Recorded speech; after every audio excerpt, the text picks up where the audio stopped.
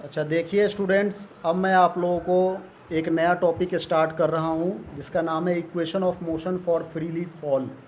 कोई भी एक ऑब्जेक्ट है जो फ्रीली फॉल हो रहा है तो मोशन के इक्वेशन के बारे में बताइए। जैसे मान लो ये एक बॉडी है, इसको हमने छोड़ दिया तो ग्रेविटी से अपनी तरफ खींच लिया, फ्री फॉल हो रहा है, ठीक है ना। फ्री फॉल यहाँ से नीचे की तरफ को गिर रहा है, बात समझ में आ रही है।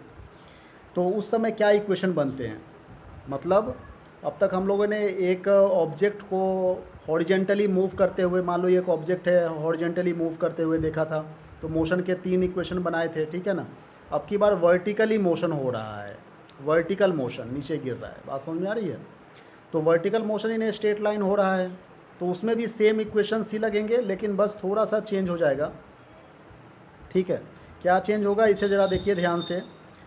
v equal to u plus a t था, तो यहाँ पर a के जगह पर g रिप्लेस्ड हो गया। ये बात समझ में आ रही है। g मतलब एक्सेलरेशन ड्यू टू ग्रेविटी, क्योंकि जो एक्सेलरेशन है वही तो एक्सेलरेशन ड्यू टू ग्रेविटी है, ग्रेविटी के कारण जो एक्सेलरेशन हो रहा है।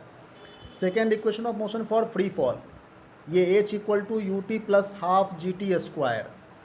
मोशन का सेकेंड इक्वेशन हम लोग क्या जानते हैं, s equal to u t plus half a t square होता है ना। s को h से रिप्लेस कर देते हैं, है कि नहीं। a को g से रिप्लेस कर दिए बस। तो जो इक्वेशन था s equal to u t plus half a t square,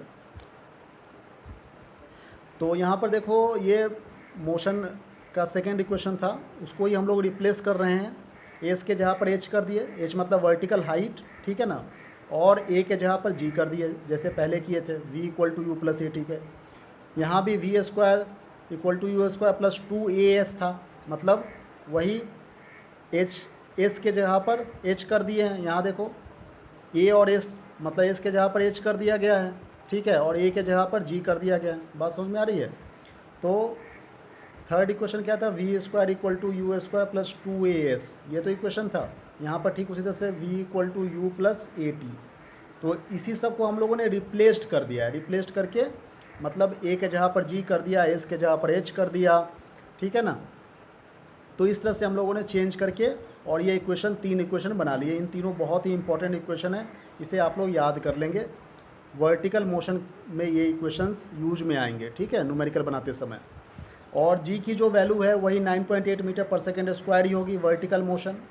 ये बात कुछ समझ में आ रही है।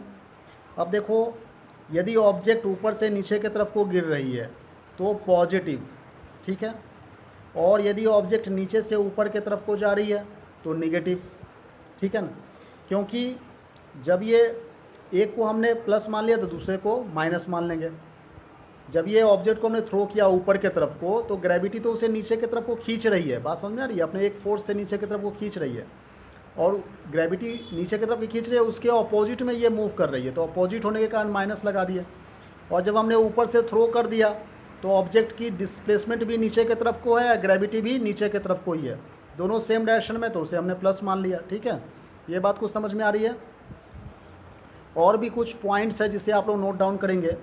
जैसे मान लीजिए जब हम लोग बॉडी को ड्रॉप कर रहे हैं किसी भी हाइट से, तो इस समय इसकी इनिशियल वेलोसिटी u यहाँ पर 0 हो गई और फाइनल वेलोसिटी यहाँ पर निकालनी है, ठीक है ना। उसी तरह से जब हम लोग ऑब्जेक्ट को थ्रो कर रहे हैं नीचे से ऊपर की तरफ को, तो फाइनल वेलोसिटी देखोगे जब थ्रो करते तो यहाँ पर जाकर रुक जाती है 1 सेकेंड, मतलब बहुत ही मूवमेंट के लिए, और फिर वो नीचे की तरफ का वेलोसिटी, मतलब जब थ्रो करते हैं तो वेलोसिटी सबसे ज़्यादा होती है, उसके बाद धीरे धीरे कमते कमते कमते कमते यहाँ पर 0 हो जाती है, फिर वो धीरे धीरे इंक्रीज करते करते यहाँ पर सबसे ज़्यादा इंक्रीज हो जाती है कि नहीं। तो फाइनल वेलोसिटी जो है वो जब थ्रो कर रहे हैं तो जब ऊपर जाती है तो वो रुक जाती है, तो फाइनल वेलोसिटी क्या हो जाएगी, 0 हो जाएगी, बात समझ में आ रही है। तो इस तरह से हम लोग कैलकुलेट कर सकते हैं। अच्छा, फर्स्ट इक्वेशन ऑफ मोशन जो है जिसमें हम लोग वेलोसिटी को कैलकुलेट कर रहे हैं, बात समझ में आ रही है। सेकेंड इक्वेशन, फर्स्ट इक्वेशन में हम लोग वेलोसिटी को कैलकुलेट करें, सेकेंड इक्वेशन में डिस्टेंस को कैलकुलेट कर रहे हैं, ठीक है।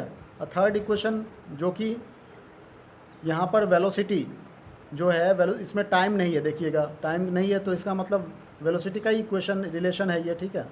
तो हम लोग यहाँ पर फाइनल वेलोसिटी निकाल सकते हैं, मतलब ये डेटा यदि गिवन रहा तो, ठीक है।